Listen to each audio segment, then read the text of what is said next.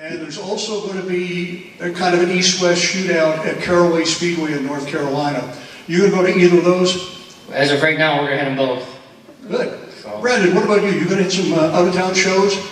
Yeah, I'm sure we'll probably hit a few this year. We don't have like an exact schedule or anything. We're probably just moment decisions, almost like how Dave was for the Las Vegas race. You know, if the car's in good shape and it's an opportunity to go, you know, it's something we'll probably consider taking in. You know, if for some reason our car is all smashed up, well, that complicates things to make another race. So you're making that decision based on Dave's success last year? Well, I guess, you know, there's a few people that have actually done it now. I mean, Naples have had success with their car going to, you know, some ISMA races. Dave had success with his going to ISMA races.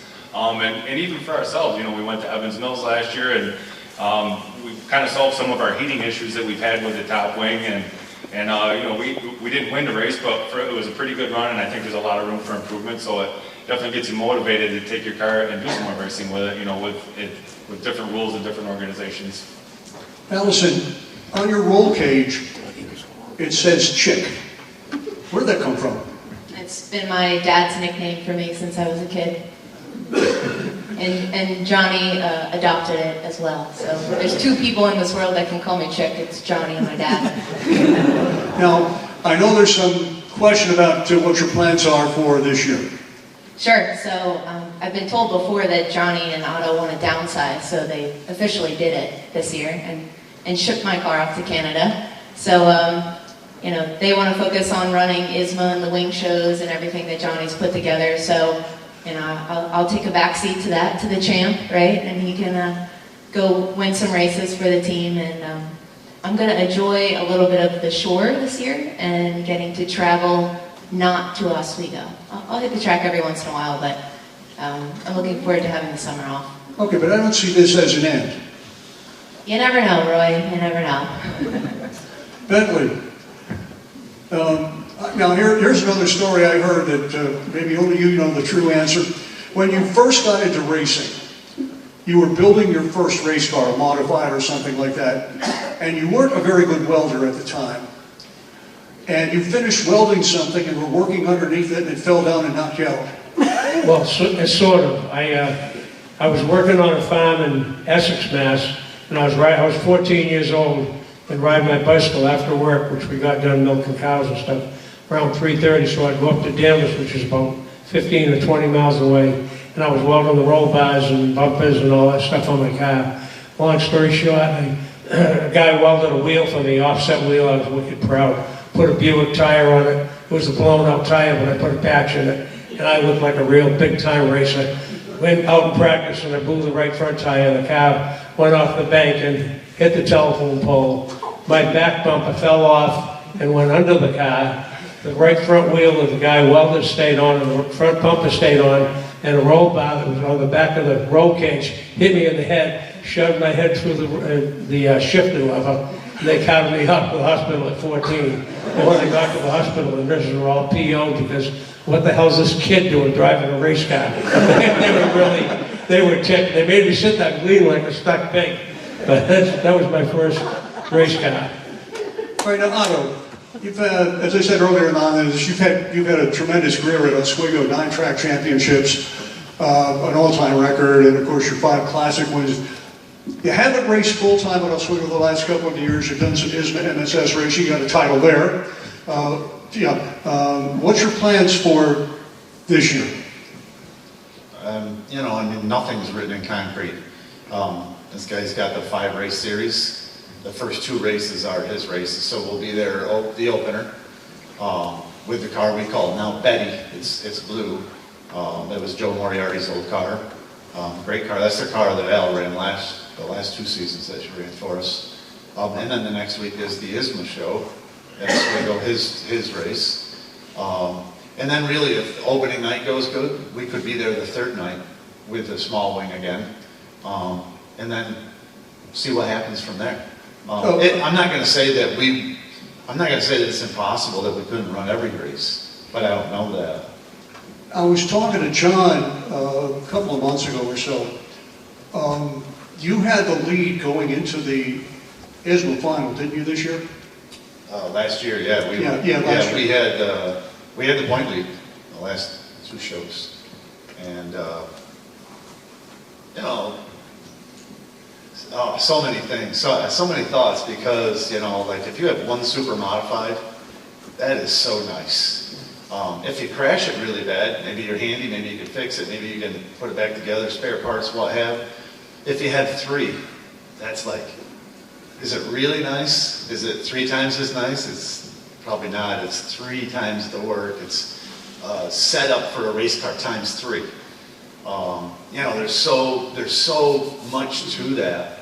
I mean, I know it's very unfortunate to have the equipment that we have, but sometimes I feel like it also maybe holds me back, having the workload and the responsibility of not just physically taking care of it, thinking about all of it, but like, you know, like Brendan was saying, you know, they're looking forward to putting a wing on their Oswego car, and, you know, you look at like the A-bolts, the Enzert, one car, and you can massage that car, and you can learn it and get better and better and better with it. So, you know, really, we acquired another car late in the season. We sort of thought we wanted an engine, because we've had some restart problems with our wing car, and we ended up with a whole other package.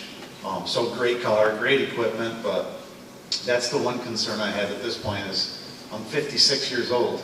You know, I work a day job, and I come home and I work an entire another job. And you're also down a couple of people that would crew with you. Yeah, we've got, you know, there was a guy named Fish, he's retired, he's 83 years old, he just doesn't want to do it. Wiedemeyer, same thing, older, Tinney, older, they're just not around anymore. So guys that were in the shop that, you know, I don't know how old, but these guys were workers. You know, this Fish and Weed and those guys were really hard workers. They weren't really a mechanic, but it's repetition. Week after week, you pick that car in the air and you peel the body, and they learned what to look for. And cleaning a super modified, you would think it rides around on a pavement track. It gets just as dirty as any dirt car in a different aspect, in a different way. So the maintenance program, really, to have a car, you know, run every lap of every race, and we've had seasons that we literally finished every lap of every race. Now, Warren, through your career, you mostly ran for other drivers, so you didn't have to go through what Otto went through with the constant maintenance of a car. Well, I built my own cars in the start, and I really didn't enjoy that. I didn't like working on it, but I was capable. But I found it a lot better to show up with my helmet and my bag and get my percentage off the top. That was pretty nice.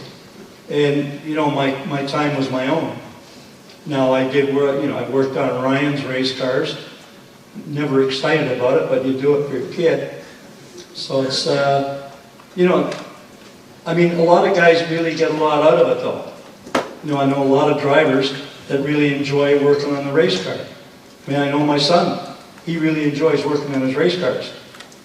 Not me. Eddie, you have been behind the wheel of the 2-seat super modified, which is, in real terms, it's a real race car. It's just an extended super modified, things different to put a person in the back seat. But I remember that I think the first time we did the Ride with the Legends series, I'm down by the start-finish line, and you're on the track, and I hear this loud squeal of tires, which finally stops, and I ran down and I said to you, Eddie, what broke? You said, just me. I'll be honest with you, that scared the crap out of me. And the guy behind me, you thought he just won $1 million. He was so thrilled. He wanted to do it again. I said, no, not today. Right, John, Otto was talking about the series, the Challenge series, that has started, you know, you've had great success with it. How did you decide, and honestly, it's helped to save super modifieds. How did you get started with that? You know, a bunch of the fans and car owners got together when things were kind of, you know, MSS had their series, Oswego had their schedule, ISMA had their schedule, and nobody was really, you know, breaking down the doors, you know, with an abundance of cars. So you know, I got some owners and fans together, and you know, we put some sponsorship together to help out the speedways, you know, subsidize some of the purses and point funds and stuff like that. And that's really how, just trying to help, you know, trying to help pay. You know, the speedways can only do so much. In today's world, you know, everyone has so many things that they can do on a Saturday night. Crowds might not be, well, they're certainly not what they were years ago. It's where Harry Crusoe generated money. But in today's world, you got to try to find the money somewhere else. Or, you know, like Dick O'Brien said, money bring cars bring people. And, you know, you got to have the money in the cars first. And, you know. Well, you've come up with some unique ways to get money, like businesses paying to sponsor the draw. Yeah, Davey Hamilton actually gave me that idea, and I'm thinking, you're crazy. Well, then I tried implementing it, and it was pretty, you know, it was pretty successful. You know, you take in $30,000, you pay out $5,000, and keeps $25,000 for the points. It's, you know, each guy pays like $500 a night to be a pill sponsor. Right. And if they win, if their driver wins, they win $1,000. So, you know, it gives the sponsor a little something to root for and involve them, and they know they're helping. And I mean, let's face it, you know, that's what we all want to do is help, you know, keep supers alive and the tracks alive, and you know, so you got to skin a cat somehow. You know, you got to try new stuff, and that's how it started. This will be our 3rd year, and it's, I'll say, I think it's been very successful, but I feel like we're only on second base. Well, it certainly helped bring ISMA and MSS together where they were way apart. Well, and now Oswego's in the mix as well. That had to happen, and with the scheduling is the most important thing, and then after that is the money. So once you get the scheduling, everybody working together, and put the money up, then, you know, you kind of got to let it take its course, you know. But like I was saying a minute ago, I feel like we're on second base. I need, you know, that one big corporate sponsor to get us home. And, you know, we're looking, but so far, you know, no check. All right. Bentley, going back to the 2-seat super modified, you were one in the first group that did a ride with the legends. And we auctioned you off to the highest bidder. I forget what the other people were paying for every other driver, but we auctioned you off to the highest bidder. And it came down to Chris Hagerty and Bernie Finnegan. And the bid was $650 by Chris. And Bernie apparently missed what was going on and lost the last call on it, so Chris was going to get the ride. You went over to Chris and said, if Bernie also pays $650, do you mind if I give him a ride too? And Chris said, yes, as long as I go first. It was just a great idea, a great thing for you to do that day. Well, I just wanted to help the fund. I think it was a cancer fund, wasn't it, or something like that? Yeah. And, you know, it's a passion that I think all of us drivers and everybody in the room has a passion for helping things like that. And I just thought if it helped, I'd do it. And I did it, and it worked out well, and we had fun. I don't even think I came off the track when I was supposed to at one time. I think you guys were throwing the checkered flag, then you threw the red flag, then somebody ran out in the middle of the tracks. What the hell's this guy doing? Did you like that car? Yeah, it was fun. It was a race car. Your last, I remember the last super modified you were in, the number 15, the Napa car, and it was really kind of a boat anchor. You weren't going anywhere with it. And I said to you, Bentley, you could use the 2-seater, it's faster. I probably agree with you. I know the other 15 car was a good car, but it just wasn't fit for me for some reason. They changed it, tried to make it better, but it just didn't work. And I said, wow, I must be all done. Then I got in a couple other cars and won again. So I said, well, maybe I'm not. So I was happy to have a chance to drive something else after that. Now, Otto, going back to you in maintenance and everything like that, working a full-time job, a lot of people really don't understand what goes into maintaining a quality race car and putting it on the track. It's more than just getting in the car and driving it. Yep, yeah, a lot of work. So your last question too, yeah, we were leading the ISMA points. Right. And we decided, we tested at Evans Mills the week before the race, took our ISMA car and the new John McKennedy car, and ran them both basically back to back. I didn't really fit properly in the El Grasso, we called it the El Grasso car, but it felt like the car was really, it had a really nice feel, and the engine was really what we've been looking for. And we opted, all of us, it was unanimous to go with that car. And ironically, probably a $3 part broke, and I don't know if it was a fuel injection nozzle. It's like a long extension, and that during the race it may have been busted and been floating on top of the intake valve. Somebody broke, and the red flag came out. They cleaned the track up, and we were fifth at the time, but the car felt really, really good. I think 100 laps. It was only maybe 15 or 20 laps in. But we really just needed to be around the top 10 somewhere to finish the point deal. And when they went to push the car on the restart, it may have gone from here to that paper and locked up. Right. And that was it. So ironically, all this maintenance you're talking about, it wasn't our car. It was somebody else's work, and it broke. It took us out of contention. Well, John told me that was the first time you were ever in the lead in points going into the last race and didn't take it. That's right. Yeah. Eddie, talking about race cars and maintenance, was it Trevor who drove the other Super? Jared, my son Jared. He had just a horrendous crash on the front straight. Yeah. And I know you spent many, many, many hours trying to find out what had happened to that car. Well, we actually kind of stumbled onto it. We didn't really know at first until I started looking at it. And basically what happened was, it was kind of a Hyman's fault, but it was a little bit my fault too, because I had a washer, just a safety washer over in behind the Hyman, just in case it ever pulled apart. And then my washer was just a little bit too small, so the Hyman actually came right off. So I'm sure that's what happened, because nothing was even bent right there where that came apart. But yeah. Has he ever thought about racing again? Yeah, I'm sure he probably would if I said, "There, you want to go?" But we don't have, I can't race, I need a crew. He's our car so my kids are my crew. So. And back to Dave, talking about things that happen like that with your stuck throttle. It's just one of those things that you can't go into a race and say this may break because you think it's all set before you ever get in the race car. And when you get in the car, you think it's going to have a stuck throttle. Yeah, we were trying to get the car to run for like 3 days, and it ended up being a mag issue.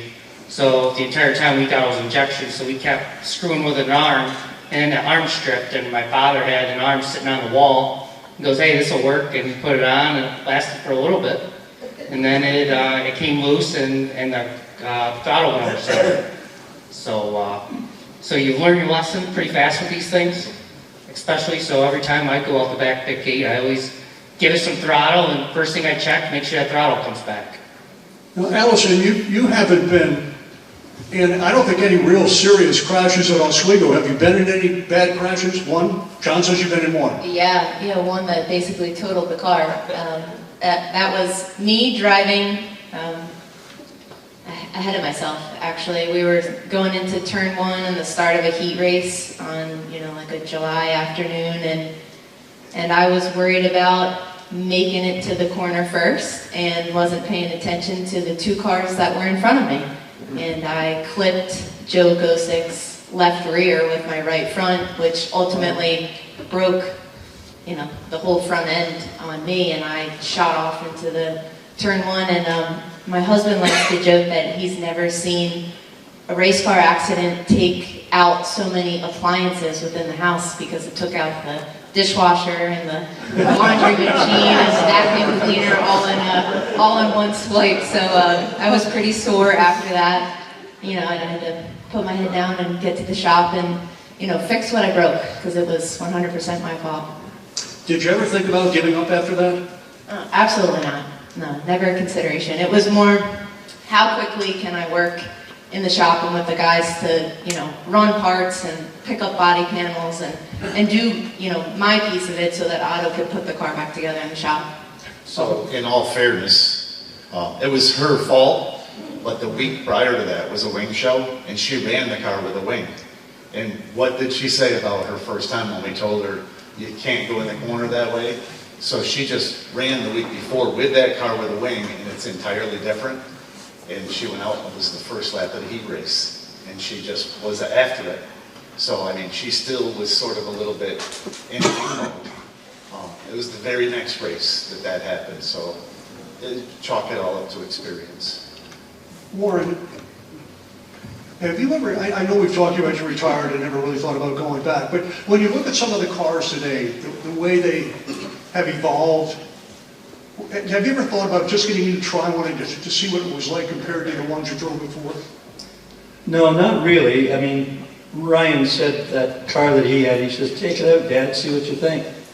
But no, when you quit, you quit. And I just, I probably would like to have, when I drove that car of McGarry's, that's when they were starting to evolve. Now, his wasn't as, like Muldoon's was a better car.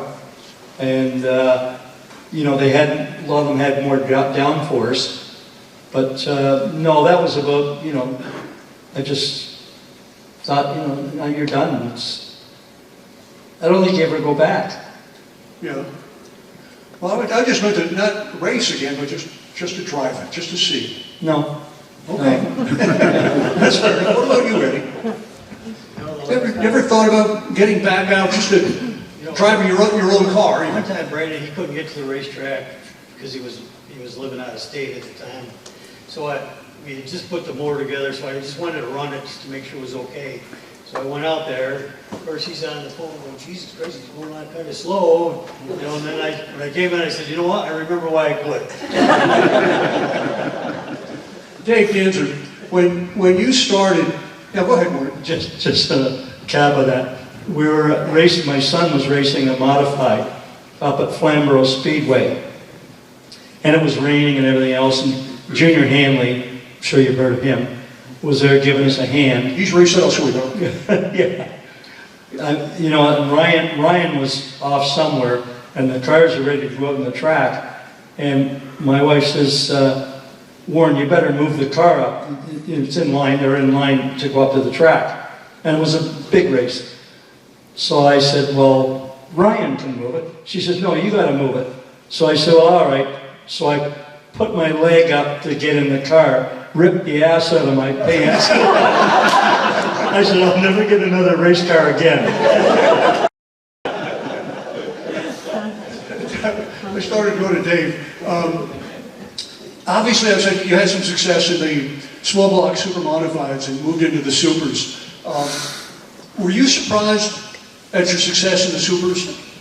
Yeah, because everybody tells me I was the worst SBS driver of all time. They hadn't meant like Bruce. But yeah, our SBS career wasn't very good, but the super career, you put yourself around good people like Furlong and Coxby. They took me underneath their wing and they guided me all the way. I mean, I was going over there some nights where I go out and run top 5, and I go over to Greg would put the thing on, or the tape, and he'd sit there and yell at me for 45 minutes. Then he'd put his lead race on, where he goes from 18th to 1st, and he starts screaming in my face. I'm like, I don't know if I want to do this anymore. Because he was just so out of control, but he was an awesome coach to have, and now he's got Taylor Hawksman as well. Yeah, he has helped not only you, but a number of other drivers, and he does it kind of quietly. He doesn't make any big deal about it. No, he's humble at times, but when he wants to get his point across, he'll definitely get his point. So, well, I've seen him in that mood. Yeah. He talked me through my first win. Was a Holbrook blew up with like 2 laps to go, and I was leading. And there was a red flag, and Gozik comes rolling up next to me and gives me a little wave. And that just got in my head, and Greg comes out and starts, just hit your marks. That's a big thing. Try not to overreact and just be smooth with the throttle, don't light them up, and just hit your marks. But think Joey Payne took out Otto that night, so it made things a little easier. But it just worked out. Now, when you had the car, you got your first feature win. I know your dad, Craig, you know, as I said, family has been involved in racing all the time. He was, let's just say, very emotional with you in Victory Lane. Yeah, I mean, he started in '86. He traded a boat for a race car. So all them years going in there, and you know, I think they had maybe 2 top 5s. So our rookie year, we came out, we were really fast. There was like 3 weeks where I should have won, and we kept having mistakes, and we just didn't think it was going to happen. And it was just a lot of relief to have all these years, to put all your time and effort into everything, and finally you come out on the good end. And you've won a couple dozen since then. 14. Yeah.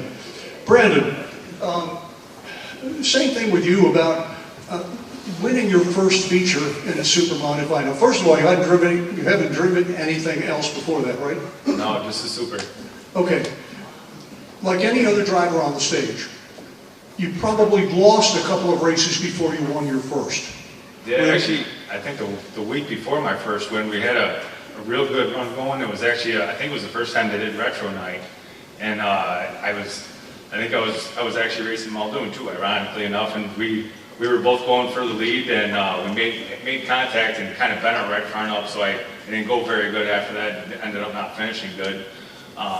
But then, yeah, the following week we ended up winning. The following week, I think it was, and it was definitely it's a feeling of relief. Like there was a period for me, like when I first started, it was kind of the older like the Shovel Hill Super, and we had some pretty good runs towards the end of the year, and then we did some ISMA racing and built our own car, and when we built our own car, it was kind of a struggle. Like we just, I don't know, we weren't even working on handling problems sometimes. We had so many other problems, and you know, not a lot of great finishes, and certainly like you get your first win, especially like for me, I saw my dad win 1 million races. It's like, Jesus, I'm at the back of the field. I gotta do better. So when you do finally get going good and get your first win, I mean, it's a feeling of relief, excitement, and all the above.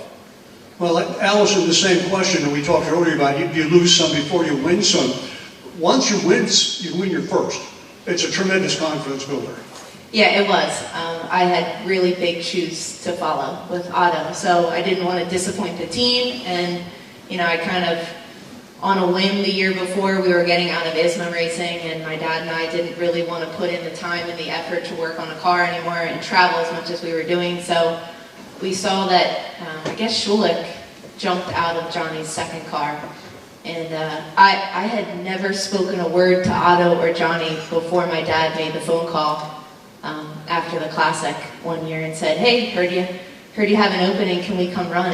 And I'm sure, I don't know what Johnny was thinking, but obviously it worked out, so I had really big shoes to follow, and I was just happy that I could prove myself in that sense. Bentley, 1971, I think you went, or 70, I think you went USAC racing, and you had a crash that put you out of racing for about a year.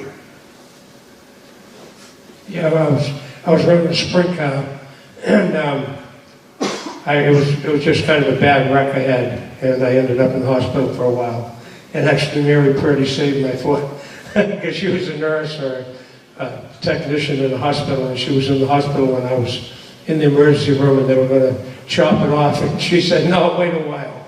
And I said the same thing, and ended up the doctor in Toledo, Ohio, fixed me up pretty good, so I could drive again, and I could ski again, and I could do all kinds of stuff. So I had to thank Mary Purdy and Howard Purdy, and I just wanted to say one thing about people were talking about early driving, and the first time I drove Howard Purdy's car, it was a thrill, a huge thrill, and I had huge shoes to fill, like a lot of people here from Brandon, trying to fill his father's shoes and stuff like that, and I was trying to fill Otto's shoes, but I was trying to fill Ronnie Lex's shoes, which were impossible to fill. But the first time I drove the car was in practice, and my foot the green flag wasn't out yet, and I was so nervous that my throttle was going bum, bum, bum, bum, like that. And finally they threw the green flag for the practice, but I thought I was going to break a drive shaft or a U-joint or something in the car. But it was just such a wonderful car to drive. That's all I wanted to say. All right, Otto, since you're holding the microphone, I'll ask this question. It's from Dan Walensky. Is there any race that you can recall that was just a lot of fun? You enjoyed that race more than any other race you've been in? Oh, boy. That's a good question. Yeah, anytime you win, but usually, all the work you put involved, the fun factor really is about an hour time window at the end of the night when maybe you think you have the race won and it happens, and then you and all your buddies are celebrating, and that might last about an hour, and then you work for a whole week to try to go back to get that hour again. Yeah. What about you, Eddie? Favorite races? Now, obviously, Eddie being 83 has got to be at the top of your list, but Almost every race you win is just fun. I don't even know if you could. Probably 83 was just because there was so many people that never left. There was like thousands of people that never went home. They just stayed. It was just a weird situation. And just a bit ago, you mentioned Dan Walensky's name. His dad built a lot of Supras back in the day. Right. A lot of people know that. you know, I've talked about this several times. Warren Connion, going along with the same vein, what about you and the most exciting race you ever had, or the best win, the best field you got? Well, every win is great. My first win at Oswego with the Rutledge car was great, of course. Seeing the smile on their faces. But I would guess rear-engine car, Champlain's, was probably the most fun I'd had in a race car. I mean, I knew it was fast, when I was warming it up. But just to get to drive for people like Champlain, calling you and asking you to drive it. And Kempton Dates, he came off a winning championship and puts me in his car. And I drove for a lot of great people. And I came out of racing with a lot of good friends. They're sitting right here in this room today. It makes racing all worthwhile. Now, what about the Champlain car? That race really ended the rear-engine cars at Oswego. Had you not had the leak in it with 15 to go, it was the obvious winner of the race. That was to watch you. It was an effortless race. You didn't seem like you were ever in trouble, that you were ever battling the car, ever having a problem with it. No, that car would just go anywhere on the racetrack. Everybody, you get up in the dirt near the fence and the car's in the fence normally. That car would go anywhere. Yeah. It was just, it was a great car to drive. And hats off to Jimmy. He came up with a great piece. Do you think the rear-engine cars totally should have been banned? Well, I think to run rear-engine cars with roadsters would probably be tough. And that there's not a lot of people at that time. There wasn't a lot of people capable of building a car, like that, I don't think. And there've been a lot of rear-engine cars that have been tried and just, didn't finish. So I would guess they probably came up with the right idea. Probably going back, that roadster that Jimmy Champlain is the one that's really made antiques out of most of the cars when he came up with the radically offset roadster. Well, then that's one of the reasons why the track decided to ban their rear engines at that point, because the Champlain car had just revolutionized super modifieds. People were still trying to catch up with that, and now here's another one that they had to try to catch up to, and it was much more sophisticated. Well, like Eddie and I used to joke about, we had, 12-inch offset race cars, and all the guys were running 19s, and we used to joke about when we'd finished, 1 or 2 or 3 in the feature, we used to joke about having the best antique in the field. All right, Eddie, every track has some good rivalries. Not every driver has a rivalry, but every track has some good rivalries. And at Oswego, you had a good rivalry with Steve Joya.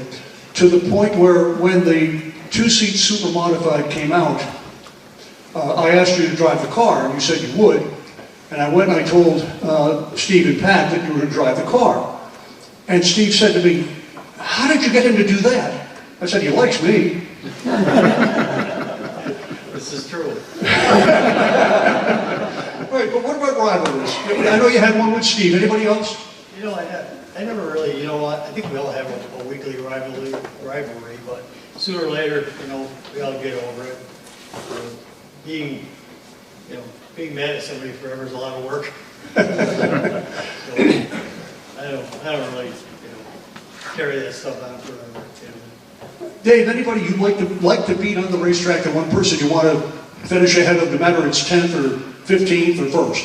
Otto. I mean, I think everybody down in Oswego looks to beat Otto, because that's who, like, right now, he doesn't race there weekly, but he's still the guy that you want to go in and beat. You look down, you don't turn one, that's the best in the business in one, so if you beat him that night, you're partying pretty good. But Brandon, what about you?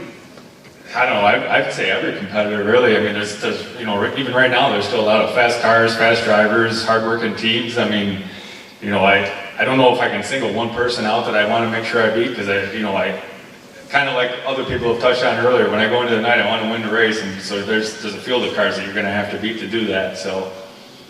Well, you got the microphone in your hand. 2024, you'll be racing at Oswego. What are your other plans?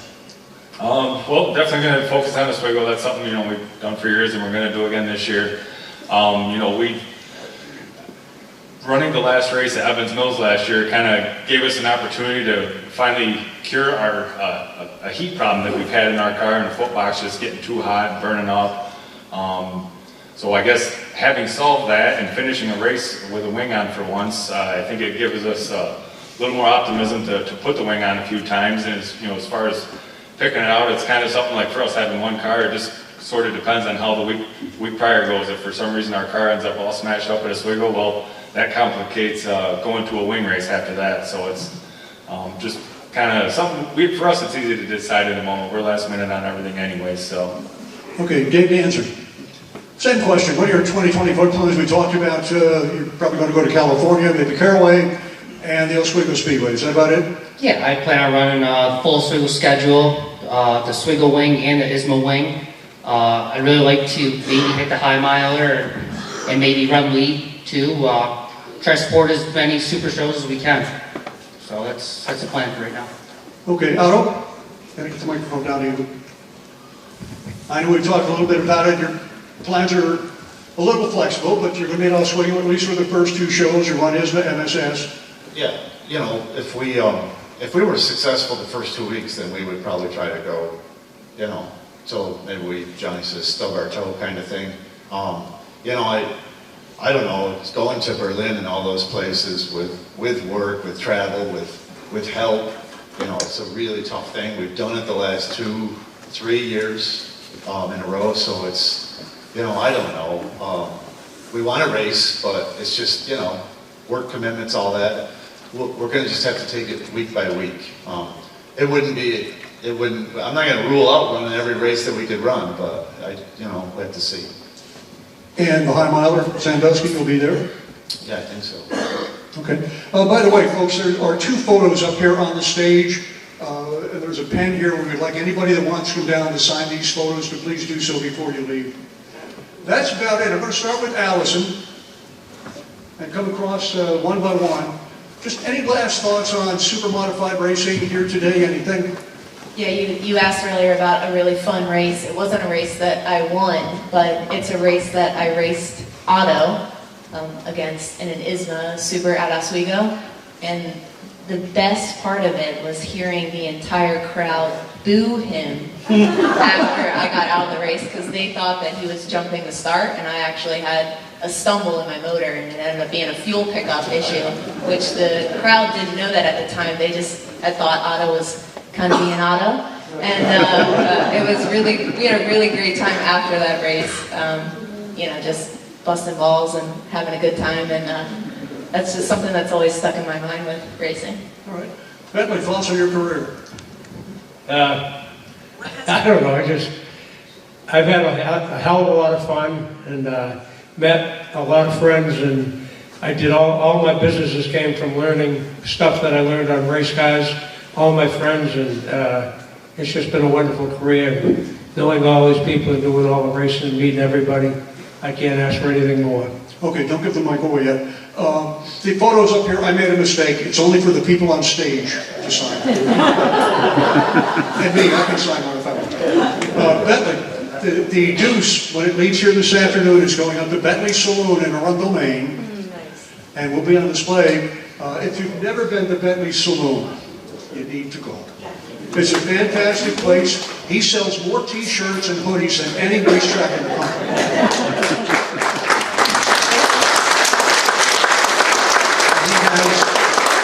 He has two large, maybe the size of this room or bigger, barns with classic cars and classic race cars in them. The Deuce is going to go up there and do that.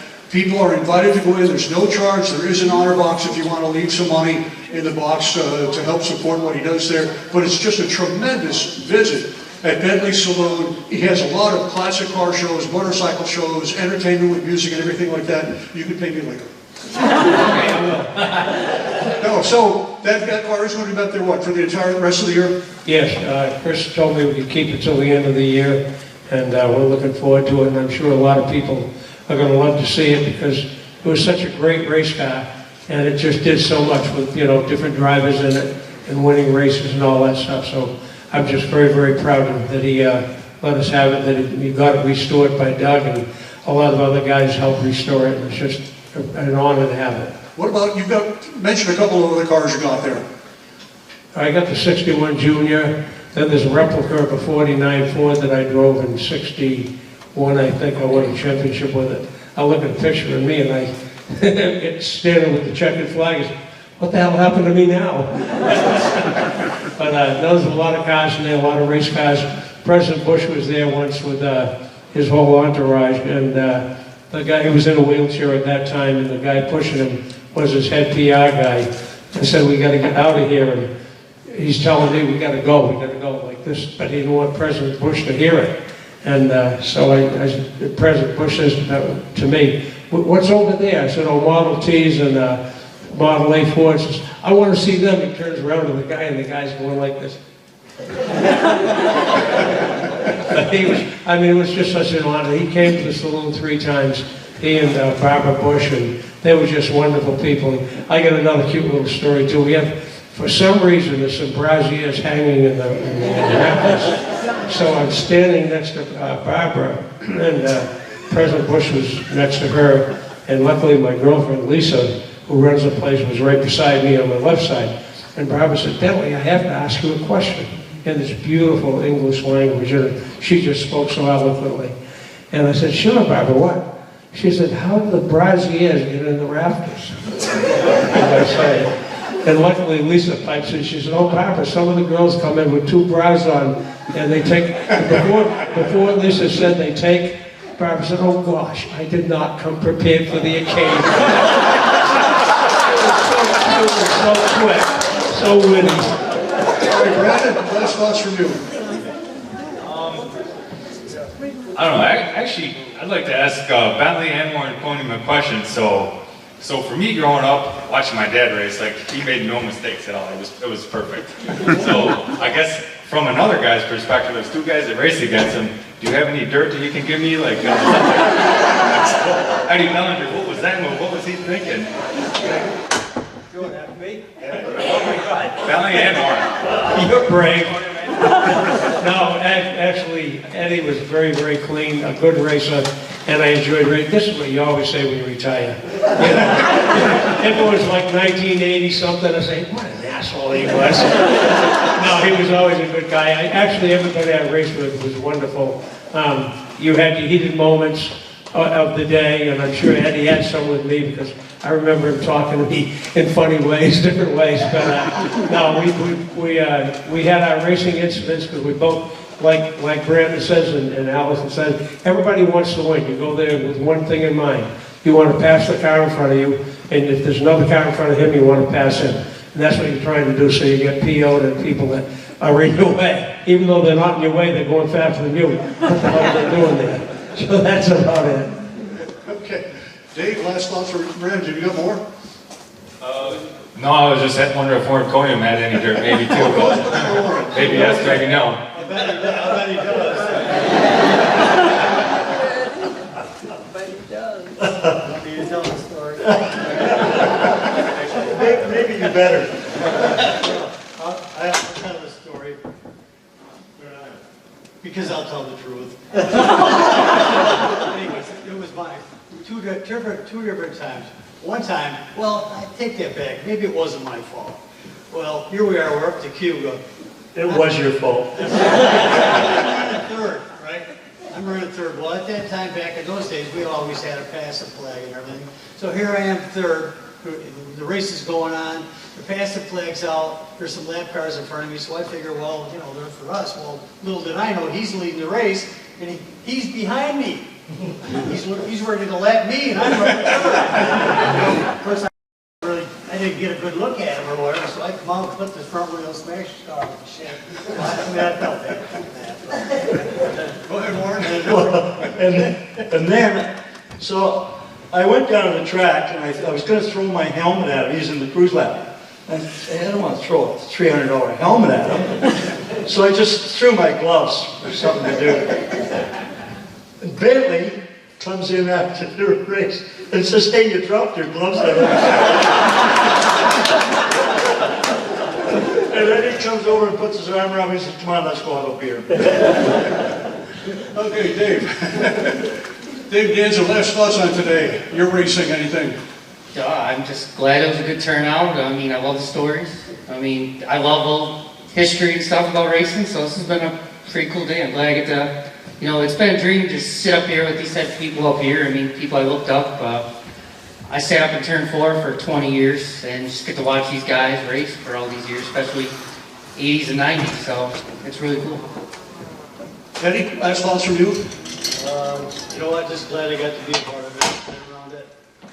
My whole life, Oswego Speedway was just no regrets. Great place to go. Okay. John? All my kids go to the races with me on Saturday night. That's always a good thing. You were with your dad. It was always nice to see your dad. And your dad was my favorite driver all time. Three track championships and just a nice man. But he was with you in the pits all the time. Yeah. Yeah. John? You ask these guys about their favorite race, and of course it's not fun to come back from a wreck the previous week and win the next week, but we have been lucky enough to do that. I think 3 times that come to mind. But Brandon mentioned it earlier when Dave, he mentioned that Joey Payne took out Otto the last race of the year. And you know, we had run 3 cars for Classic a few times, and every time I've done it, I look at my buddy, I go, don't ever let me do this again, right? Because it's a circus, right? So we were debating on whether to bring 2 or 3 for Classic in 2 weeks. And when Otto got in the wall, and it was kind of a dirty deal, I thought, and man, I gathered all the troops. I didn't tell Otto, but I gathered all the troops, like, everybody take off work, we're going to Otto's, I want 3 cars here, right? So I was mad, right? So we get the 3 cars for Classic, and I happened to be walking through Tech that day, and I told the crew, I go, get ready for a lot of blue in here, right? And just all full of it, right? And that day we came in first and second in the Classic, and so to come back from that wreck and pull off, I think that, I don't know if it was 11 or 12, but it was one of the 1-2 finishers that we had there at Classic, and that was one of my favorite races, you know, pull it off. Otto? Oh, just like echoing a lot of these guys. I feel very fortunate. Been a lot of hard work, been a lot of fun. I'm very thankful for the career that I've had to this point, especially Oswego. To go there as an outsider and become, somebody and leave a mark has been, it's been an accomplishment in racing. Warren? Well, I just like to say thanks to everybody for coming to this event, and thanks for being invited. And just great running against all these guys over the years, and met a lot of super people over the years that are still my friends, and It's great to come away from racing with a lot of good friends. All right, ladies and gentlemen, hold your applause for a minute. Let's hear it for Allison Sloan, Bentley Warren, Brandon Bellinger, Dave Danzer, Eddie Bellinger, John Nicotra, Otto Siddeley, and Warren Codium.